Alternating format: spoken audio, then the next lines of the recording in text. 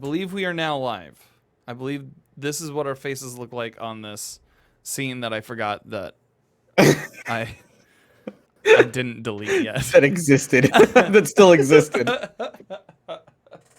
I didn't Hey, mean to. I mean, it's coming in clutch. I'm just saying. It's coming in clutch right now, but only because we have to use it.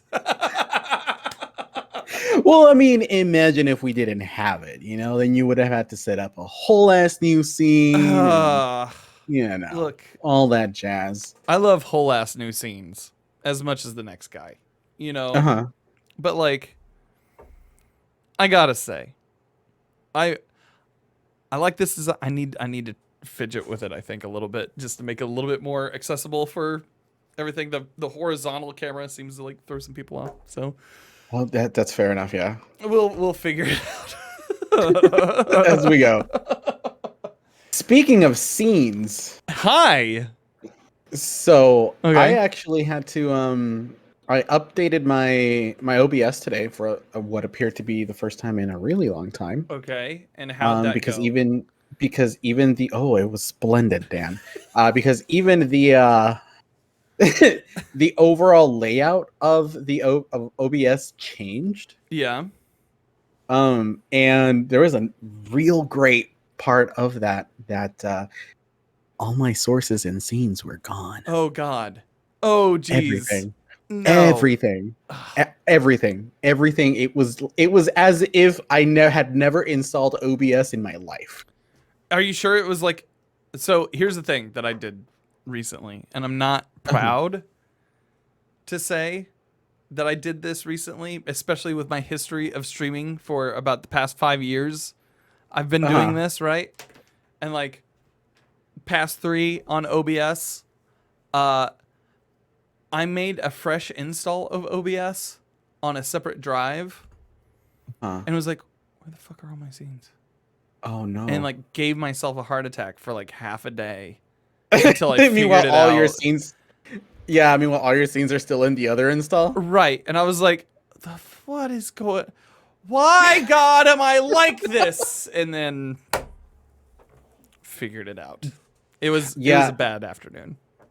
No, so I typically, like, when it comes to a lot of those other installs and stuff like that, I usually just put them in one location. Yeah. And yeah, unfortunately, I wish that would have been the case for me, but it was not. So I have to reinstall the notifications, alerts, sources, scenes, pictures. So all that fun stuff. Have you experimented with stream? So welcome to the stream, everybody. This is Dan and Nim's production stream talk, where we talk. Sorry, chat. Do you use Stream Elements or Streamlabs? No, I stream. I don't know what it is about Streamlabs OBS, but it. Oh no, you don't need to use the OBS. You don't need to use the OBS in conjunction with regular OBS. Okay, as far as like alerts and separate. Yeah. No, the alerts are set through Streamlabs. Okay. So I mean, I just have to get the source links and everything from the page. But so here's a real fun thing, and let me just tell you this before we start the show. Like before we start it proper, let me tell you about it. Stream Elements is the fucking shit, because Stream Elements, you can set all of your overlays online. And they're just web image. They're just web sources at that point. So all of your stuff is already stored online. It just pings it, and you can stack different overlays and alerts on top of one another, so that they're in one scene instead of like 4 or 5 different web like browser sources. Okay. Production wise, it saves your computer a lot of issues. Yeah, it sounds like it would. Yeah. But anyways. So, welcome everyone to episode 296 of the Planet Destiny podcast. I will be your guide through this week as TBL is out on assignment. And that assignment, pizza. We are joined this week, as always, with one of our round table of gentlemen. Mr. Nim Plays. Hi. Hi. So, you said you've been kind of like out this week, right? You've been A just little kind of bit. like not focusing. How much Destiny have you played this week? I did the reset video for Planet Destiny, which I'm doing again nowadays. Okay, sick. Check And that out every then Tuesday. yes, and then I played today. Okay. So, what did you play today? Did you play like any Iron Banner or? Did a mix of momentum control and Iron Banner. Okay. Cool. Just kind of, little party games with friends, which that's really the only time when I like play nowadays is just with buds. If they hit me up and they're like, "Hey, dude, you want to go do some PvP?" Which most of the time, if it's momentum control or showdown, I'm down. Yeah. But that's really been about it. yeah. How's your Iron Banner experience? Rough. Okay. All right. Rough with friends. Okay-ish 50-50 solo. Yeah. I mean, that's just how Iron Banner goes nowadays. It's like, if you go in with friends, you're more than likely to encounter, teams of like 5 or 6 and stuff like that. And not all the time it's a guaranteed L, but man, we had a guaranteed L today, dude. That made me cry a little. There were some times where there were some days back in the day where we wouldn't even hop into Iron Banner on the day that it released, because like all the sweats would be out. It felt like, or like either that or like how they had the matchmaking super weird. And we would be trounced. It felt like a lot of those days, but since crossplay has dropped, it actually feels more competitive, not necessarily like hands sweaty competitive, but like, oh, okay, we won this match, we lost this match, and it's going back and forth on a fairly even clip. What do you think? Right. I mean, honestly, this week it's a little hard to say because Tuesday I did a little bit of Iron Banner. And that was largely freelance. So, freelance can literally go either way. Yeah. Today though, I was in there with Sentinel Grey and like 2 other people, and we ended up in this lobby, dude, where, let me tell you, the top 3 KDRs of the opposing team. Okay. 4.62. Okay. 11.4. And 24.5. Look, man, Trials isn't going on this week, and and that team had 0 captures. Yeah, they won. They just ran around the map.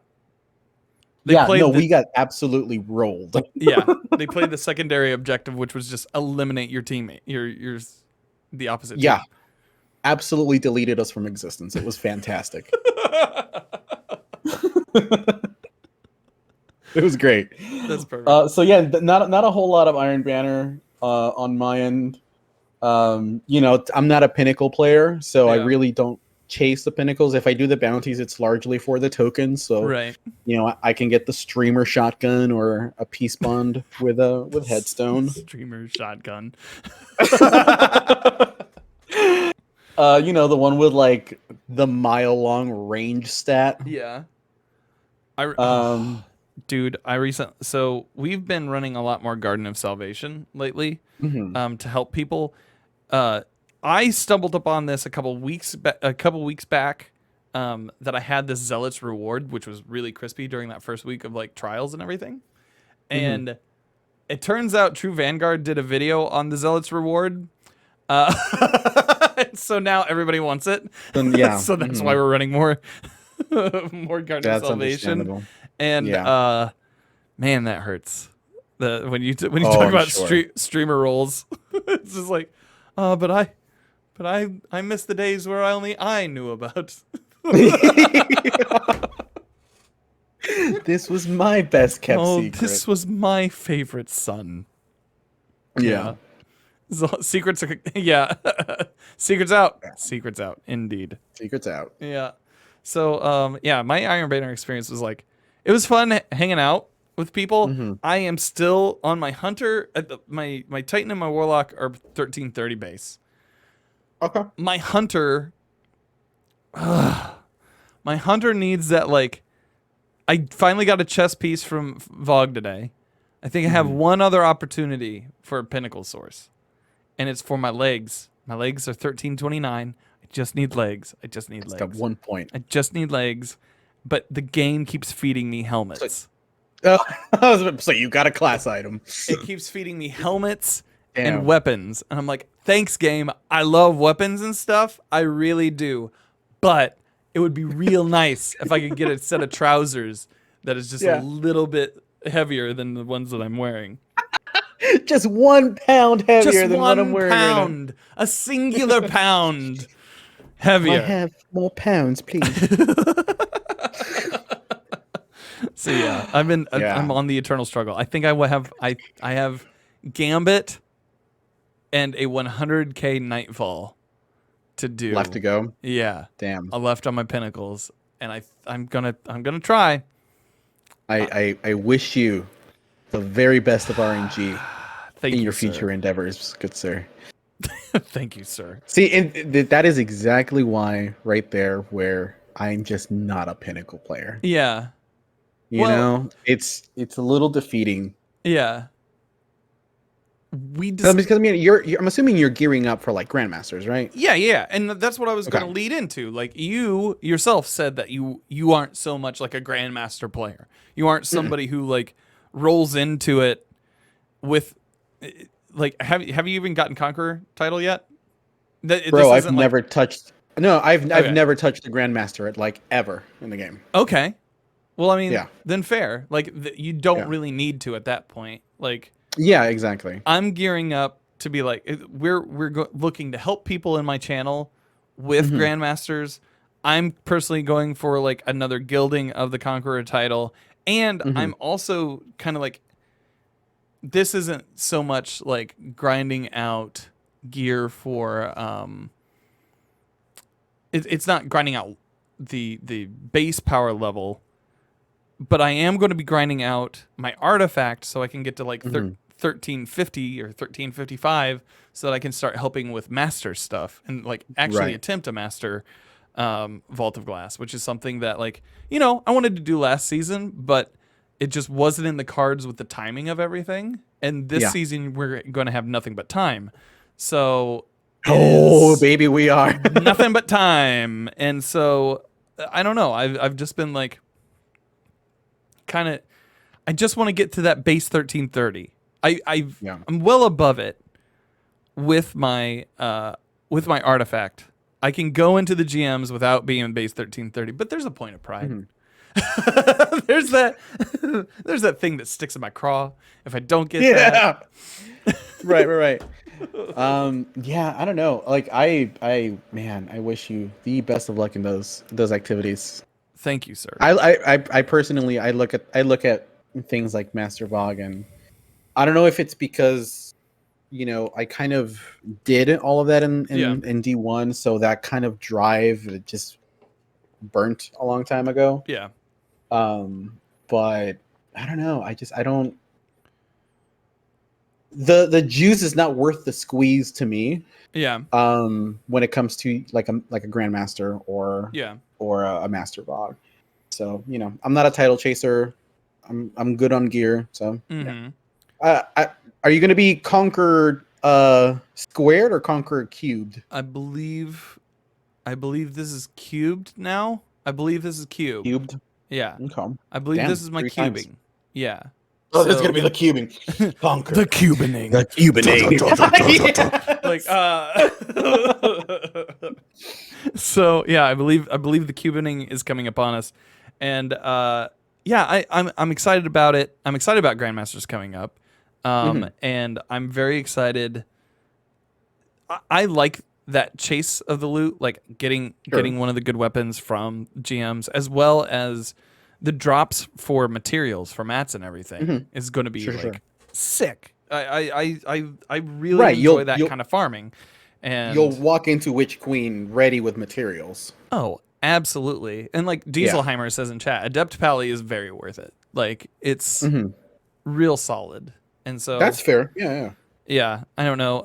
Pablito was talking about he was running an Ager's Scepter build for GMs. That seems insane. So like more power to him and to all of you who use Ager's Scepter in the long run. But I don't know. Yeah.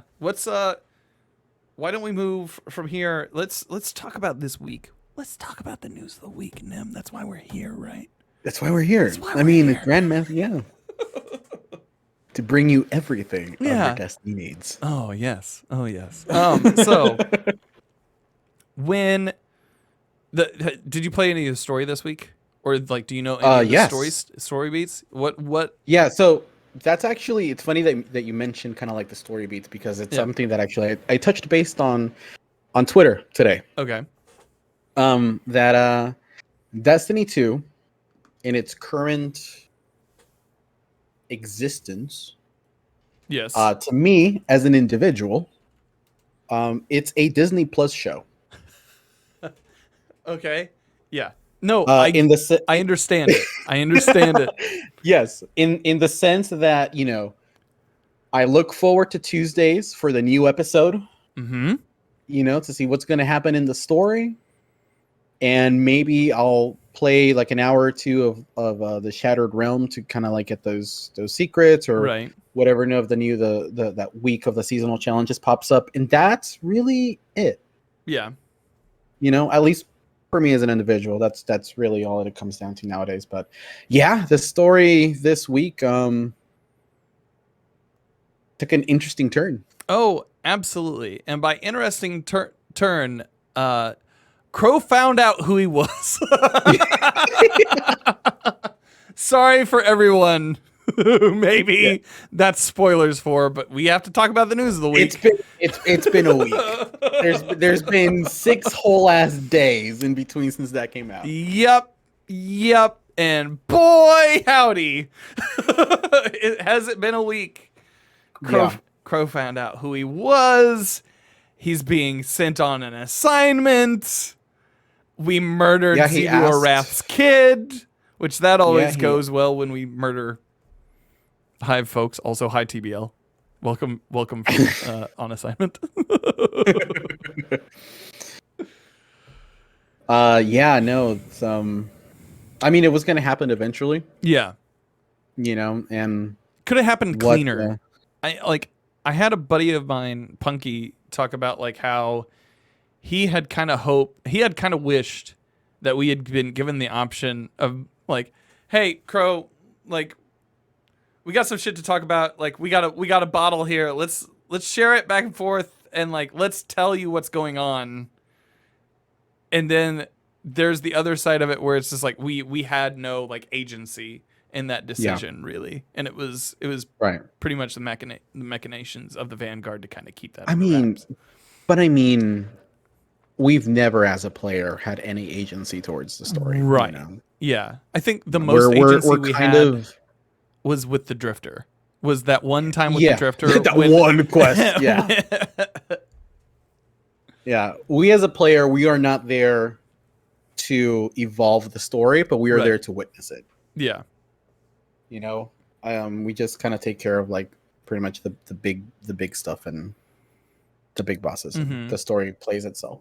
Which I feel like that's especially they've pushed for that over the last few seasons. Like where we're merely just the watcher or the person who experiences the story as it unfolds before us without being an active participant.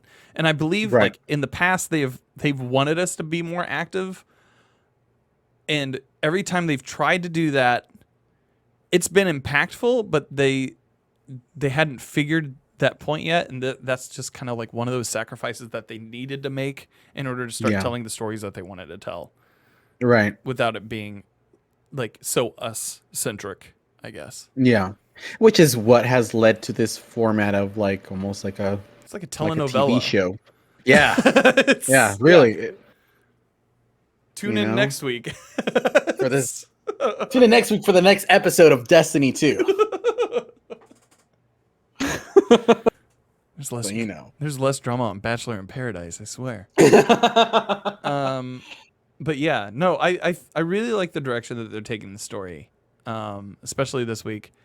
I have a feeling we've been told that the spoiler alert sidearm has returned to the game, not without its ramifications meant for next season, which is kind of a big thing. So everybody get your Deadpool put together soon. Who's going out? Man. Honestly, Yeah. I think Zavala might be on his way out. I think so. I said that, and somebody was like, "Don't you curse us with that, Dan. We love Lance Reddick." And it's like, yeah, that's fine. I understand that, but like, here's in Austin in chat, says 3 good points. I don't think it will be Saint. But I do think I can be either between Zavala or Spider.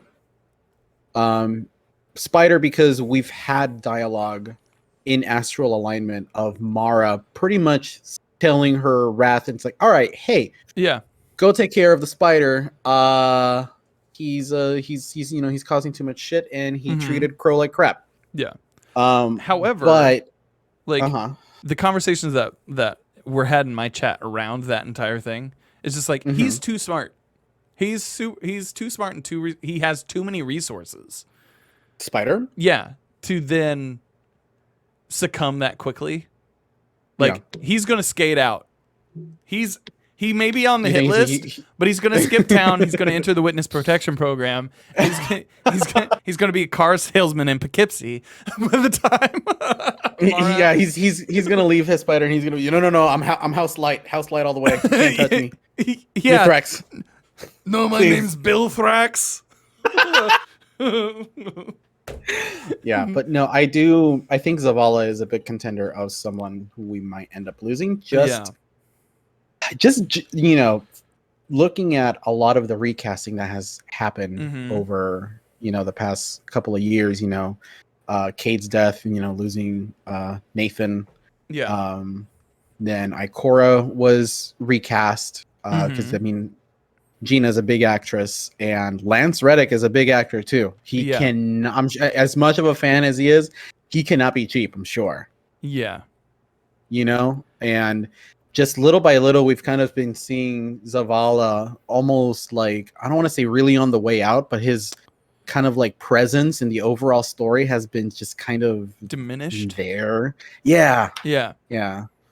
He's not so much on the forefront leading right now. And like another thing that kind of like points out to me, and like this could just be a trailer thing, right? Like the trailer for the Witch Queen.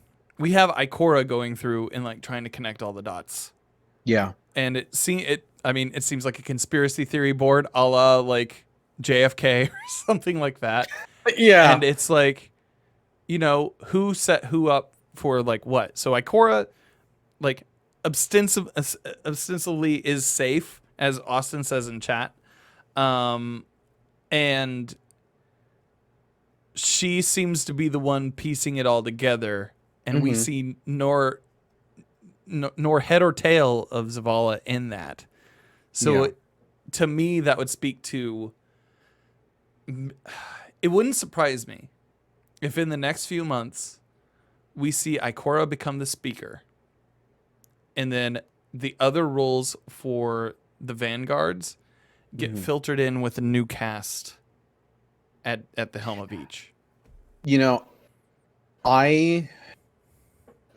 way that I've been kind of like looking at everything, in like the big scheme of things, we've been going over this, the line between light and dark is so very thin, and using darkness doesn't necessarily mean evil, and using light doesn't necessarily mean good. It's a tool.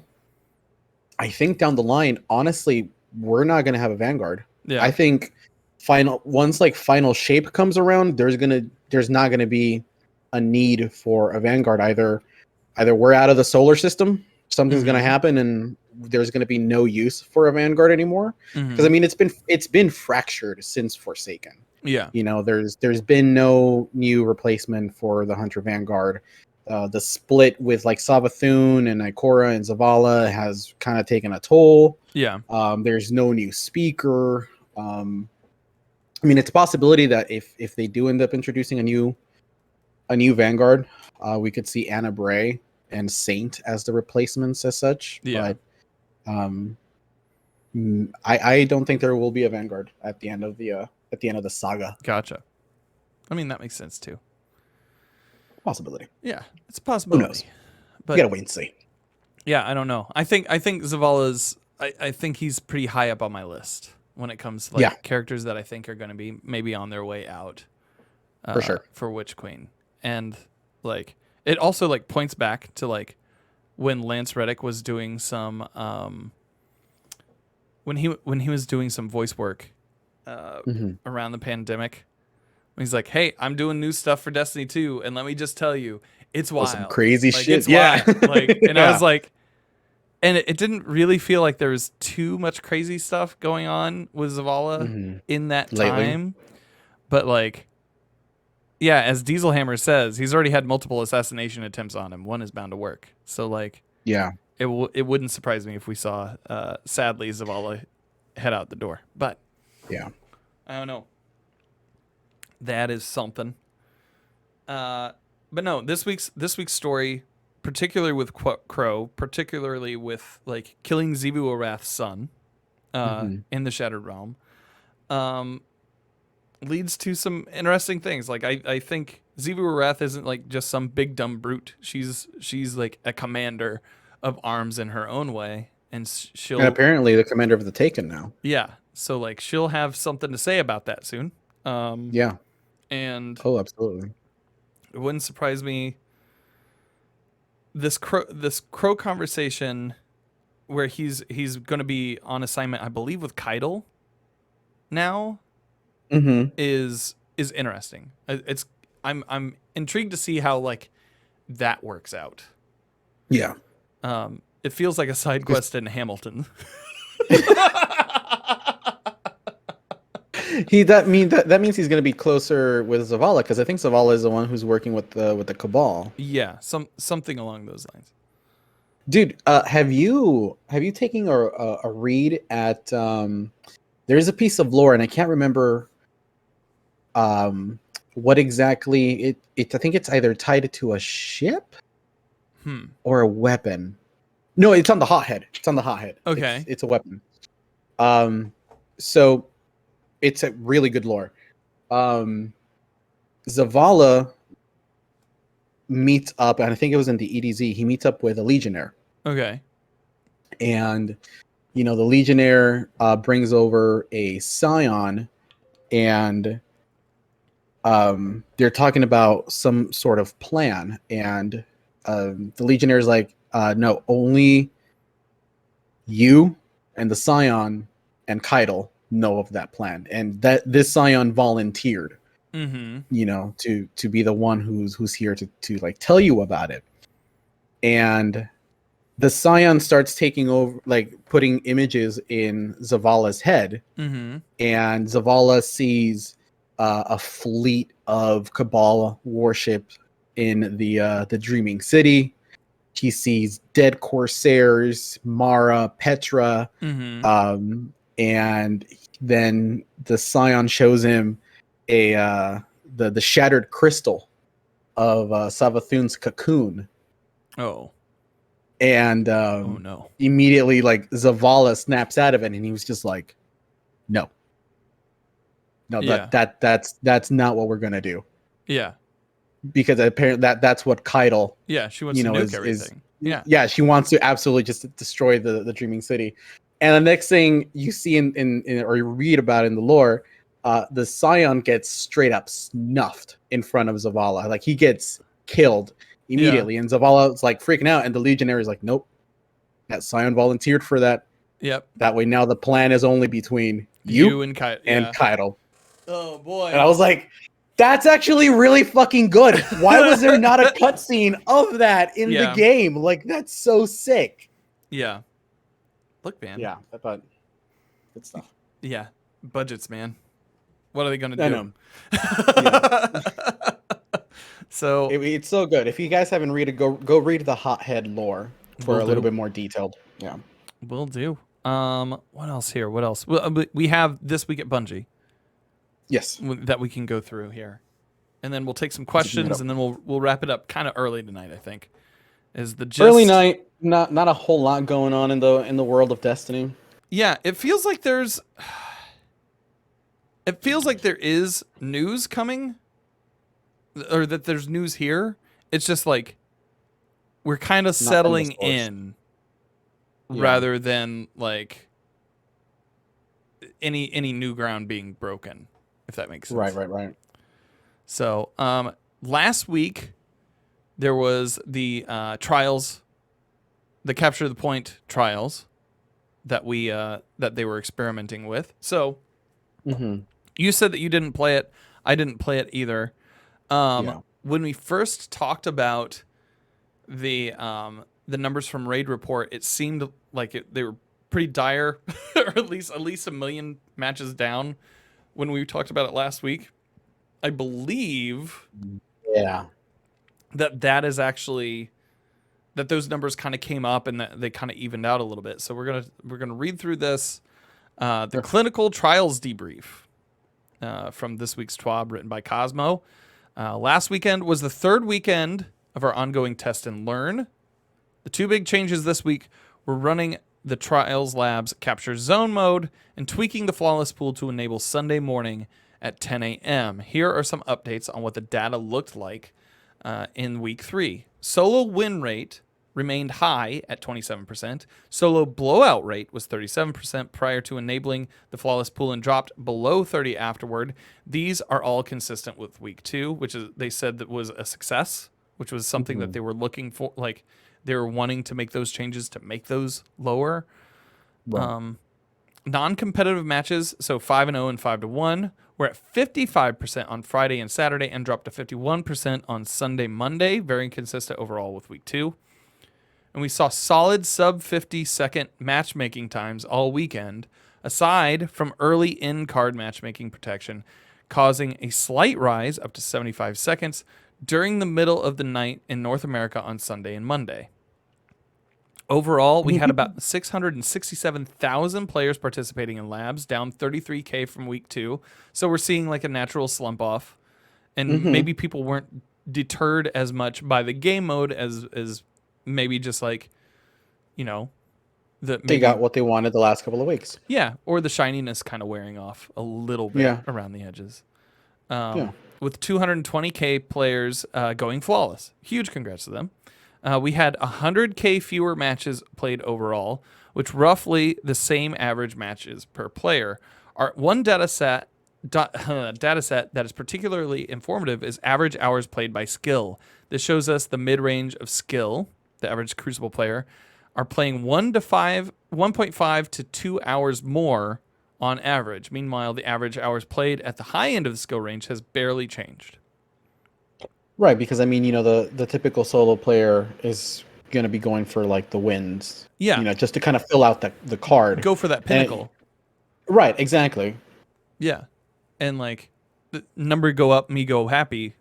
Like that's kind of what I was using trials for there in week 1 and week 2. I really just wanted to fill out that card and like get some loot and feel good about my experience coming out of there. Honestly, me too. So, I mean, I definitely played a little bit less on week 2 than I did to week 1. But I still found myself, like, even though I didn't participate in the objective game mode, that was honestly largely because I kept hearing some really bad stuff about it. It's like it was either like super passive or super aggressive. Right. Where especially with like the zone spawning on like one team's like area, and I don't know, that to me didn't really sound too appealing. But from what I played in the first couple of weeks of just playing the games and losses not taking away your win from your card, just allowing me to farm rep and eventually getting an engram if I want a match or a piece of loot, piece of gear. Mm-hmm. I'm gonna keep playing it. Heck yeah. You know. But yeah, I'm definitely waiting for the next regular trials, not objective based. Yeah. Which will be next week. I'm glad that they're giving it a breather with Iron Banner. Like that has felt kind of good. I know some of my friends were talking about some sweatier matches, you included. Yeah. Over the weekend. And so, honestly, I think that match that I was telling you earlier on, Dan, I mean, it was a 6-stack, and I am like 90% sure every single one of those players was like a trials player because holy sheesh. They have nothing else to do right now. Yeah. Right? And so, and I know there's been some conversation about like Iron Banner, at least on Twitter, of Iron Banner as a pinnacle activity versus a catch-up mechanic. I think it serves both like roles. But wait, no, because like I don't see Iron Banner as a catch-up mechanic because your power level matters in there. So you already have to be decently high in order to participate in Iron Banner. If it was a catch-up mechanic, power level wouldn't be enabled in something like that, allowing a lower power level player catch up. So here's here's a thing. So there's normally one that I have one of the bounties that I have a bunch of issues finishing, and it's the one where I'm under level and have to kill like users. People above your power level. Yeah.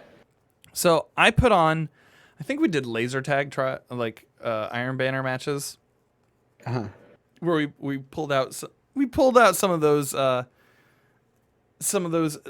you know, the good stuff. We had the what was it? I believe Divinity was used one round. We had some Cold Hearts running. We also had some Prometheus lenses, and we're just kind of messing around on Wednesday. We did like an Iron Banner match, and then we'd like do like a private match or something like that. And a few of those rounds, during Iron Banner, I forgot that I hadn't changed off of like an 1100 version of those, and like maybe I didn't notice a difference in the curve there, but I felt like holding your ground. I felt like I was holding my ground a little bit. Like it wasn't a give me. Maybe I did have to work a little harder, but I don't know how hard that bell curve swings. You know what I mean? Yeah. So on Tuesday, I played Iron Banner with someone who was about 40 to 50 power levels under. Yeah. I think they were like 1290 something, and they were struggling. Oh, yeah. I can see that. Like, they were getting lapped. Yeah. I don't remember how far down it pulled my KD. Or how far down it pulled my light level. But it was just like, I don't know if I didn't necessarily feel it until I was like, oh, I completed this bounty? What's going on here? And then I'm like, oh, I've been underleveled this entire time. Yeah. That's an issue. And passive completions. Yeah. So I don't know. I do feel like it's kind of a catch-up mechanic because there's 4 pinnacles on the line. Yeah. At the same time, you do have to be an active participant in it. So I don't know. Like it serves a catch-up mechanic purpose even in a pinnacle playground. But I mean, isn't that everything else then? I mean, fair. Okay.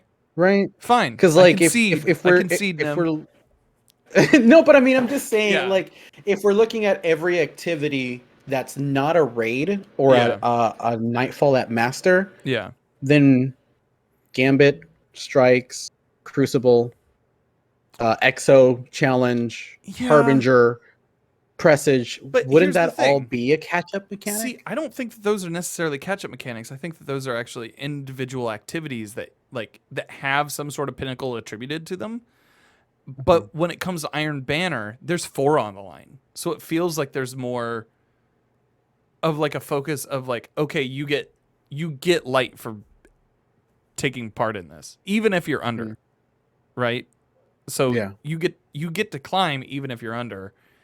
And some of those you may finish and some of those you may not. However, the bounty where you're under leveled versus and earning kills against people who are over your power level, that definitely feels like a catch up mechanic That's fair. gimme at that point. Uh-huh. So I don't know. But yeah, I can see your point.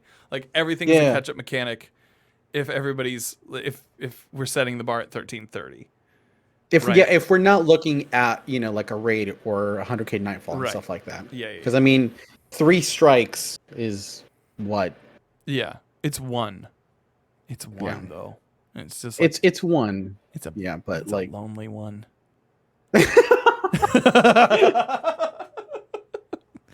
Nobody writes that one letters. We also had we did find one bug with the way the pool-based matchmaking interacts with disabled pools. It collapses them down into the previous one. Unfortunately, the setup for aiding matchmaking for the first few wins of the week causes an unintentional flawless mini pool for the first 2 wins of a card. If you went flawless and are on win 0 or win 1 of your reset passage, you preferentially match against other flawless players in the same state. Once you get to win 2, this goes away. Of course, starting at 10 a.m. on Sundays, the entire passage was preferential matchmaking against other flawless partner or players. So those who of you who thought matchmaking got harder after going flawless on Friday and Saturday, even though the flawless pool wasn't on, were right. We're planning a fix for that in the next weeks. And this week is off for Iron Banner. But the next few weekends will be back to standard elimination with the flawless pool starting on Sunday at 10 a.m. We know shaking it up every weekend has been a bit jarring and are looking forward to keep some consistency in the weeks ahead. See, even though like I know that people have been complaining and, you know, I saw someone I can't remember who it was on Twitter that said, you know, why fix something that wasn't broken? And it's like, this is how you get to a better spot. Like you figure things out, and you know, the objective base was a lab. It was just there for experimentation. It doesn't mean it's going to become. It's not the standard, right? It's not the trials experience. It's just, you know, to see how it's going to go. I do like that there has been more experimentation in that field instead of it just growing as stagnant as it has been. Yeah. I agree with that. I like that they're trying things. Yeah. I kind of wish they had gone like the first 3 weeks without making as many big changes. Let Iron Banner pop in and be its thing for that week. And then after that being like, okay, here's where the experimentation starts.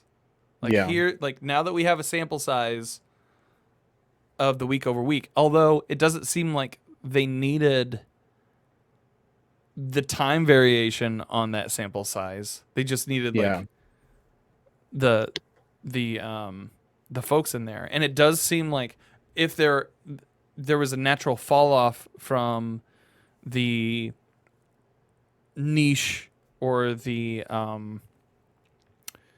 kind of like newness of this trials, right? So that we saw that week over week, but it wasn't like in droves. It was like in small increments, and people are still interested in the game mode for loot, for prestige, for what have you of flawless, you know? Right. So maybe they're right in their reckoning of that. I can understand people getting change fatigue at the same time, but like I appreciate them kind of saying, hey, look, for the next few weeks, we're going to sit tight for a little bit. And so they said the first weekend of Trials Labs went well. We played a lot, read a lot of feedback, talked to our friends and clanmates, and looked at the data. Analytically, the weeks looked very similar, and matches were slightly more competitive as players grappled with the new rule set. Experientially, there are some changes we are looking at to make the mode better. Find a better way to vary the capture zone locations without giving positional advantage to either side. With the trials changes last week, they had said that they would be putting the zone in the AOC. and the team's spawn that was kind of failing more, right? Or like, Yeah. and so that kind of leveled the playing field, quote unquote. And so internally, we initially tested a single central zone, but found that it created dull, repetitive games as it always collapsed the usable map space to the central location. The current method uses the central tiebreaker position as center and AC positions from control during average or advantage rounds. We used those points to get the mode into testing quicker, but unfortunately, they have the side effect of giving one side an advantage. We liked the dynamism that created when we play tested internally, but that might be a good mechanism in a less competitive mode. And that might be a good mechanism in a less competitive mode. But we heard you loud and clear. That significant of an advantage is too much for Trials of Osiris. We are looking at authoring additional neutral capture locations in few maps to support future labs this season. We may still play around with the milder advantage position to use in extreme cases, depending on the map, but we want to make sure we have at least 3 neutral locations. They removed the gain super energy on capture from the capture zone. This specifically, after an elimination, leads to more snowballing. These changes are going to need more work and playtesting than the changes we had been making so far. We are looking to get something ready for another run of trials at Trials Labs Capture Zone as early as December. Well, that's cool. That's a lot sooner than I expected it to be. Mm-hmm. It feels like December is going to be like smashed, right? Yeah. So we're going to have this. We're going to have some sort of update in The December. 30th anniversary. We have the 30th anniversary.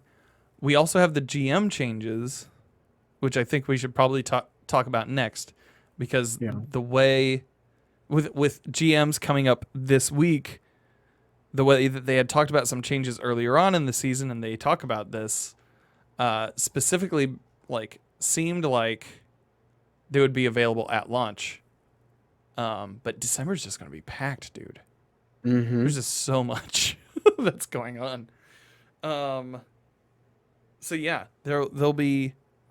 What are your thoughts on all those? Like, I know neither of us played these, so maybe we aren't the best person to ask. Yeah, Grandmasters for me really don't mean a whole lot. I'm not a title chaser, and I don't have the same drive to collect materials and to collect exotics as a lot of other people do.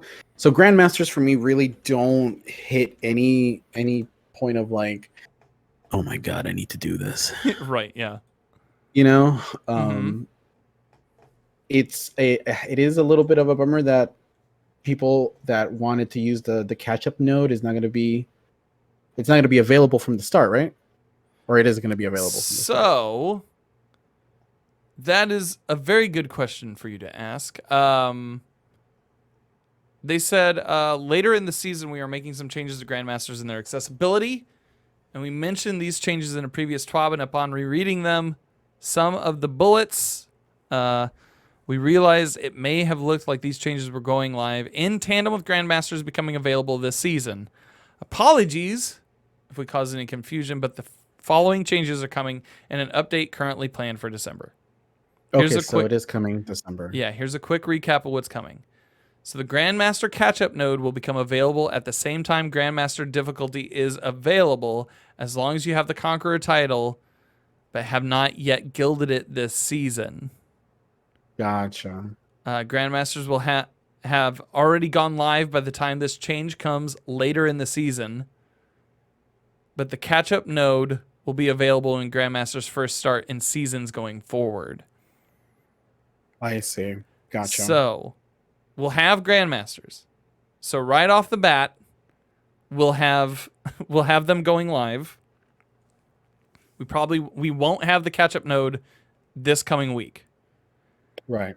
that catch-up node will be coming up in December, probably after all of the GMs have had a chance to go through once, is how I'm reading that. Well, again, for those that are, I'm sorry, I don't have a whole lot to say when it comes to Grandmasters, as I mentioned earlier on. But for those that are looking forward to it, hopefully you have fun with them.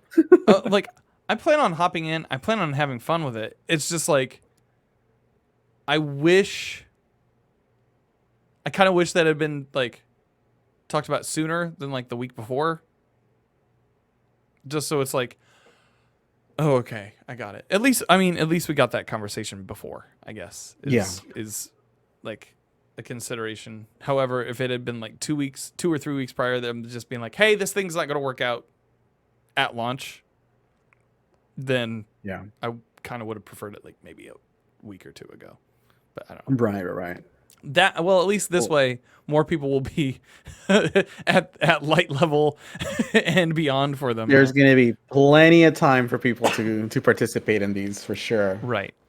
Each Grandmaster Nightfall will be available if the fire team leader has not completed the gilding triumph for the strike during that season.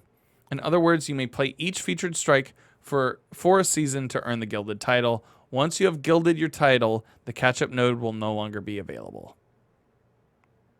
I see. So, once it's gone, but it'll come back. You will be able to, in terms of loot, there aren't any major changes happening. Completing Grandmaster Nightfalls gives you the chance to earn adept variants of Nightfall-specific weapons, such as Palindrome Hand Cannon, or the newly released Hothead Rocket Launcher with all that bitchin' lore. Players may also earn Enhancement Cores, Prisms, and Ascendant Shards for their efforts. We recently made a change where adept weapon mods for impact, charge time, blast radius, and projectile speed can now be acquired from Grandmaster Nightfalls in addition to Trials of Osiris and Raids. That's really cool. Nice. Good luck out there. Yeah. That's pretty much it on that front. I do like the Hothead. It's a fun rocket launcher. I got it on Tuesday, I want to say. I haven't been able to mess around with it yet. I got one. I just haven't played with it. It's cool looking. I do like the design of it, and it has a decent blast radius. Mm-hmm. I think mine actually came with explosive light, so that also may help. I have an ensemble explosive light one. Okay, yeah, that's pretty great. Yeah, so maybe I should check that one out. Just maybe. I don't know. But that's pretty much the big stuff this week. They did start a new club at Bungie, accessibility at Bungie, which like good on them. Like they always seem like they're on the forefront of the not just the community but also like the industry when it comes to stuff like that. They're trying to make gaming universal for all, and I applaud them for their efforts on that. I know there was another thing recently where they had, I think Cosmo touches on it at the back end here. It's like, okay, yeah. So we also shared an update from our CEO, Pete Parsons, on our continued efforts to improve diversity and inclusion within our company and the industry. And we have been far from perfect in these areas, and you can read about our commitment to be better going forward. I think that they had removed some language in their hiring practices or their contracts that had allowed them to that keeps the company more accountable in case of issues that we're seeing throughout the gaming industry right now happen at Bungie. Mm-hmm. So good on them for like doing that. Other than that, I think that's pretty much it for the news this week. Yeah, that sounds about right. Actually, before we cover up on the TWAB, there is one of the winners in those the Threads of Light, which if you're not familiar with, it's Destiny's fashion magazine. Basically, it's their fashion contest, just kind of remade and reworded. There's a Titan on there that has this very Scorn look to him. Okay, that is Chef's Kiss. Is it the one that I'm showing on screen right now? Um, By Hisoj? let me see. No, it's Ilay WODCM. Yeah, Yeah, yeah, Hisage. yeah, Yeah, yeah, that's yeah. that one. Yeah. Yeah, that one. That is a fantastic fashion. Combining, um, if I'm looking at that correctly, it's combining like 3 different sets of armor. Yeah. Um, Scorn Baron plate. Uh, yeah. Wrecked Titan Greaves. Oh, and they're using the Descendant Vex Chrome. This is like one of the early shaders in the game. Mm-hmm. That's right Yeah, as that hell. looks really good. Yeah. That, like, they did a really good. That was the one that stood out for me. Like, okay, yeah, that's a great like Yeah. entry right there. Have you put it in entry yet, Nem? I have. Yeah. Yeah, I have. How are you I feeling? kind of changed. I kind of changed up the whole wraith aesthetic that my warlock had. I went for Mm-hmm. something a little cleaner, a little more sleek. Okay. Yeah, I it's gotcha. pretty cool. I like it at least. I got my hunter to a spot where like he looks very utilitarian. He looks like he could step out of like a Star War, which I'm all for. Nice. Yeah, I'm into it. Yeah, yeah. I have a hunter fashion to make her look like a Revan from Knights Yeah. of the Old Republic. So pretty cool too. That's awesome. Yes. But yeah, no, there's some pretty interesting fashion entries there. Yep, yep. Okay. So rounding it out. So far we only have one question. And that's from Austin. 8 or V2 games. So seeing that we're getting close to the end of the seasonal story, do we think Mara is finally going to wish the lift the curse of the Dreaming City? But what negative effect that the wish will give? But what are the negative effects the wish could have? Because in Austin's opinion, what's going to happen? The Dreaming City is going to be destroyed by the darkness because of what's happening with the Scorn and the Deep and the Entity. But what do you both think is going to happen? It's going to get sunset.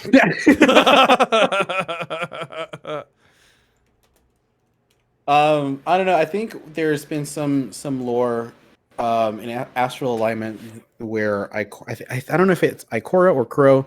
Somebody asks either I think if they ask Mara, whether if getting rid of Savathun's worm is kind of the key to breaking that curse? wish. Mm-hmm. Yeah, or the curse of the Dreaming City, and I think she said it's an important step to it. But seeing now that Savathun isn't really in command of the Taken, but it's Xivu Arath Mm-hmm. that has a hold on them, we may have the Dreaming City for a little bit longer, but I think it's gonna get sunset. As far as we know. As far right? as we know, yeah. Because like Savathun, I don't think is somebody to be like trusted or trifled with in a lot of different ways. And just because she says something doesn't necessarily mean that that's the way it is. So like Yeah. Xivu Arath and Savathun played off of one another and their brother and killed each other constantly, right? Yeah. So Yeah. I think she might be painting the game they're playing a little differently than what we Mhm. already know. Yeah. What the sword logic needs and where they what they're capable of with one another and us. So I don't know. I don't necessarily trust her on that case. Yeah. I mean, it is Savathun after all. Yeah. We have to take into consideration who is the person that is speaking the words. Yeah.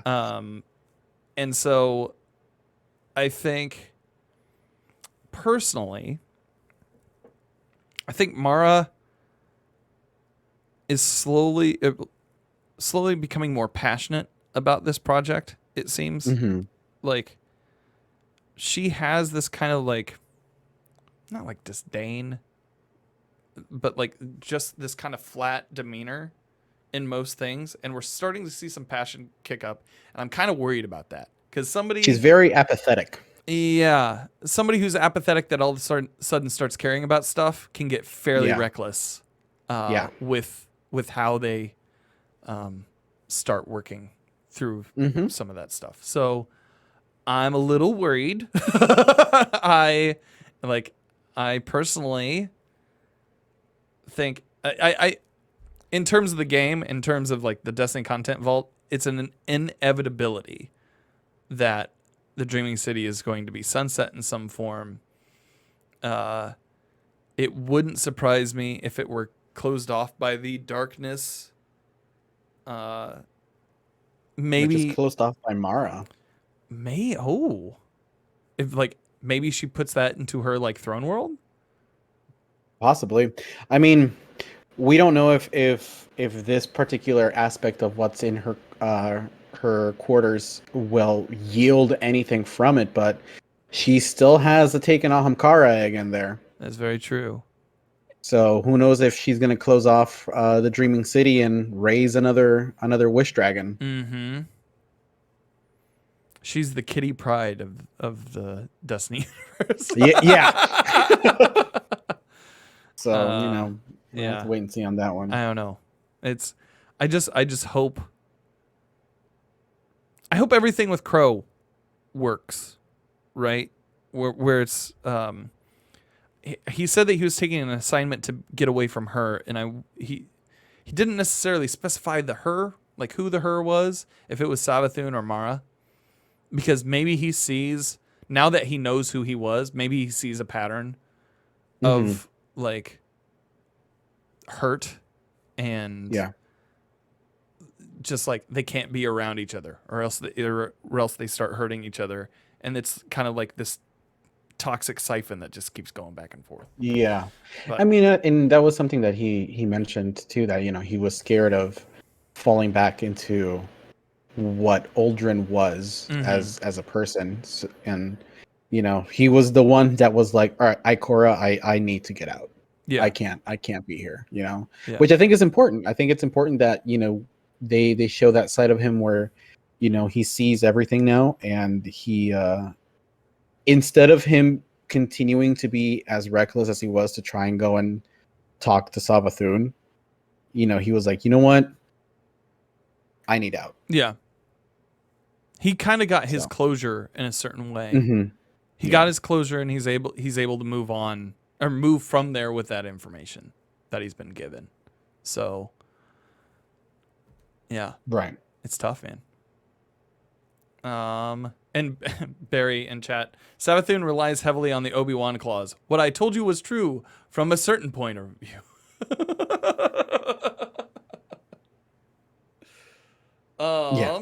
But yeah, that's I honestly think they're going to end up sunsetting it in some way. I hadn't thought of Mara shutting it off before, but that would make a lot of sense.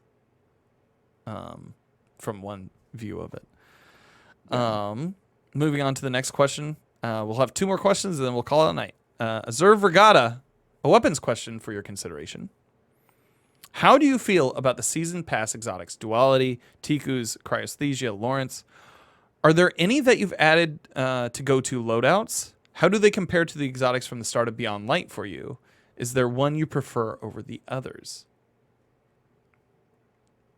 I think out of all of those exotics, Duality, Cryosthesia were my least two favorites. Yeah. Of the bunch. So I haven't used Lawrence Driver, even though you've been like, Dan, you should use it. I haven't used it yet. You haven't used it? I haven't used it yet. I have watched videos on how it sounded because it does sound cool, but I just haven't. Yeah. I haven't used it. I don't know if it's like some sort of weird principle thing.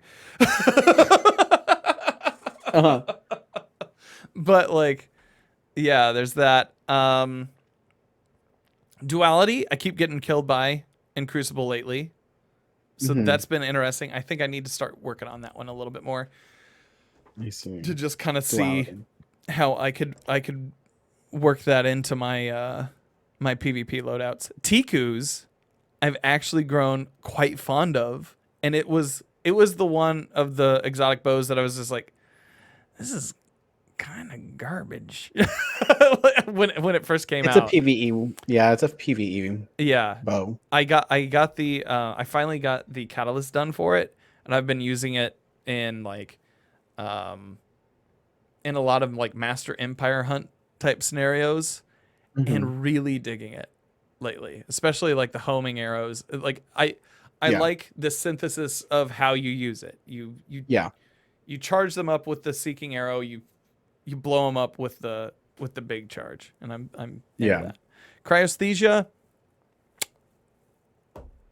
not not really my bag at this point. Cryosthesia and Devil's Ruin both fall into this problem with me where because the weapons work off a alternate fire Mm-hmm. by pressing and holding the trigger, um, that delay between pressing the trigger and the pistol or the sidearm actually shooting, I do not like that. Yeah. So I never really touched Devil's Ruin nor Cryosthesia. Yeah. Um. But Yeah. but as far as I mean, Aggers wasn't part of the season pass Right. exotic, but Aggers is incredible, TBL. Right. Like it's changed stasis as a whole. So um. yeah. What's the hold on one second here. Like ruinous effigy, was that a That quest was a story. weapon? Okay. Yeah. Okay. Yeah, that was a story weapon because Wither Horde was a season pass exotic from Yeah. Season of Arrivals. I got you there. I got you. But yeah, I like Tiku's, and I'm looking into duality. Devin Diva says I must be the only person playing Destiny that hasn't used Lawrence Driver, and it's look, man, wall hacks. I'm just not into them. Final question of the night, Dieselheimer, off-topic question that circulates in my clan. Do you think we'll see the Leviathan return? If so, will they bring it back with the vaulted raids?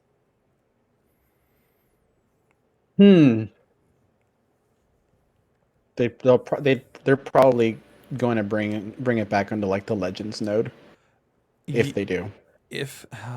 So, with some of the ways they're talking about Callus more recently, it wouldn't surprise me if we saw an update to the raid where it's like, I'd love to see that. Yeah, Yeah. absolutely. where it's like maybe a darker, more sinister version of Leviathan. Right, or the Leviathan as it actually is, and not painted in Yeah. Not what we got. I was gonna say something that would have been pretty divisive. Not as gaudy as shit. As Yeah. As some presidents we know. Anyways. Yeah. But like, no, yeah. I think the. I'm glad you got that. Amazing. The Incredible. I think the Leviathan. Like, I really liked that raid for the rotational aspect of it and how it did change week to week. Some weeks were better than others, of course. I would love to see it come back eventually, but I don't want to see it come back as just the same old raid that it was when it launched. If it came back updated with like, hey, this is like, you're gonna fight the real Callus, and when you fight the real Callus, you're gonna see some fucked up shit. Like, I'd be all into that. That would be super cool. But yeah, no, 100%. And the second part of that question, will they bring back the vaulted raids? I don't know. Some of those are like pretty circumstantial, right? Oh, like Scourge and well, no. I think they're talking about like the raids that were affected by Leviathan, right? So Spire of Stars, your Eater of Worlds. If I would never see Spire of Stars again, it would be entirely too soon. Yeah. I'd be interested to see if they were to introduce those bosses into Leviathan proper. Like a different raid boss mechanic each time. Yeah. On a rotation. That'd be interesting. I don't know. But Spire of Stars, miss me with that, dog. I just can't do that one. That one's rough. Yeah, no. TBL and I had a hell of a time trying to clear that. It's not great. I finally got good at doing that final boss phase of kind of like learning what to do when. Just not for me, man. Nope. not my raid. Nope. Not my favorite. Nope. Yeah, but outside of that, that's all the questions fit to print. Them. Nice. So, yeah.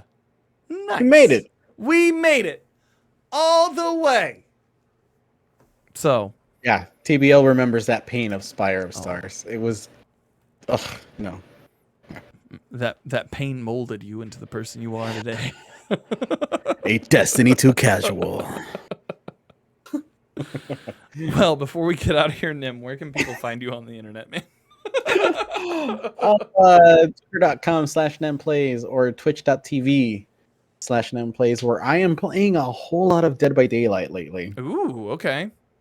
It has become a point of contention where I even like I'm starting to like record games and putting them up on my YouTube channel, which is also Nemplays.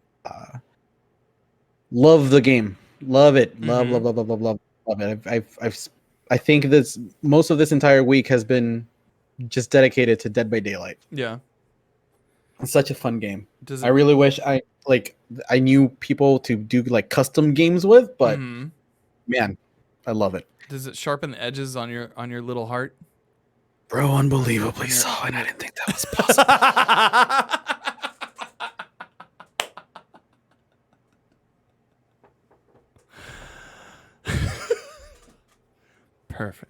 Perfect.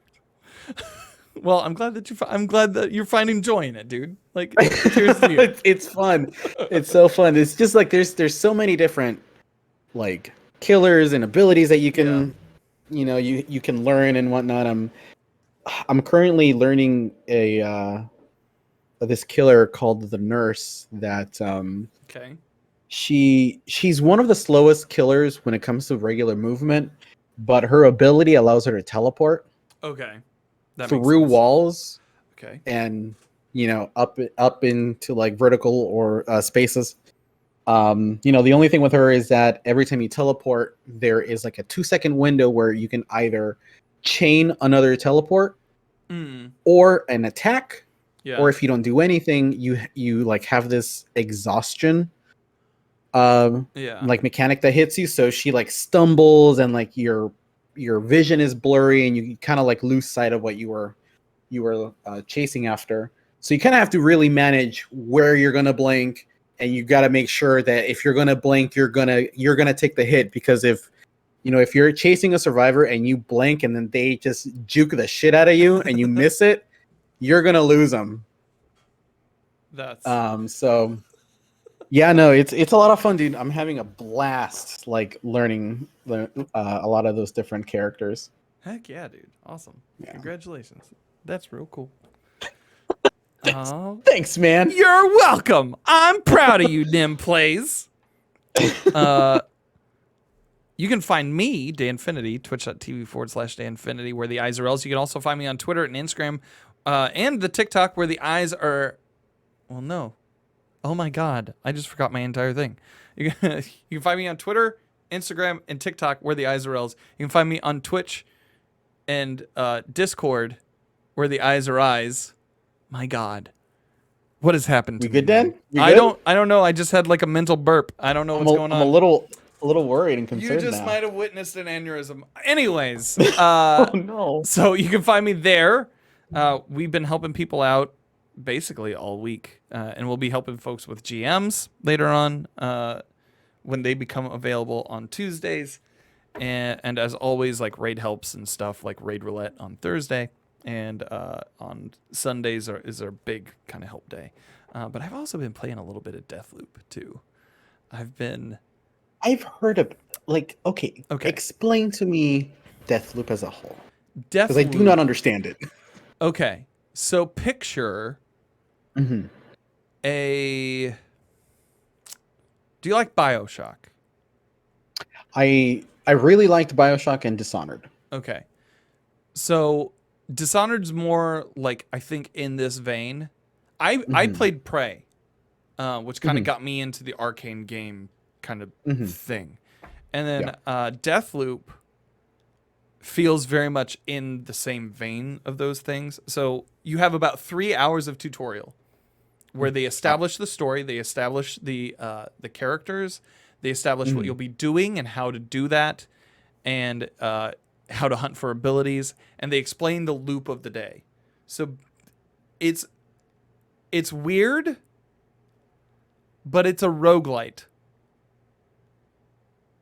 Once you hammer out the details of what that is, of like of the story, how a day works, it is like Hitman mixed with a roguelite mixed with a BioShock arcane style game, and all of those pieces don't sound like they would work together. But they're really fucking fun, especially like when you're going for certain, like, you have this board where you figure out just by listening to dialogue from characters, by picking up things, you learn things from the board, so you know when certain people are going to be at certain locations at a certain point in the day. Okay. And so you can go and get their power, right? You can go and get their power, but you need to feed the meter on them occasionally. So at the end of the day, if you don't buy into those items, they'll disappear. Interesting. It's a whole timey-wimey mess, but it is really fun, and the interactions between the characters is kind of cool. I haven't tried it yet with the multiplayer, because while you're doing this, while you're in this timey-wimey loop of a day where you're supposed to kill 8 of these like visionaries all in the span of one day, one perfect day where you kill them all.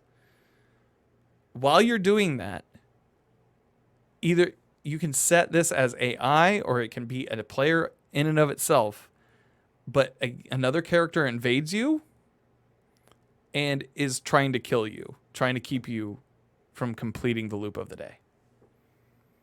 So a Dark Souls type of invasion. It has a PvP element to it, yes. Yeah, it just became a lot more interesting. It's real good, and it gripped me pretty hard. Like, when I played it, I was like, what the fuck is this game? It's been real fun. It's been real fun. That's really cool. So, yeah. That sounds cool. That's where you can find me. That's what I've been playing. That's it for the show. Streaming Deathloop? I don't know yet. Or is that your off-time game? That might be my off-time game. Okay. Like, it's a pretty fun game, but it might be my off-time game. Okay. Just because I don't want to feel like I have to be entertaining during it, because I'm just like, what the fuck is this shit? It's so fun. Yeah. Anyways, thank you guys for listening to episode 296 of the Planet Destiny podcast. We will have an announcement next week, probably at the start of the show. So stay tuned for that. And until then, I hope you find what you're grinding for.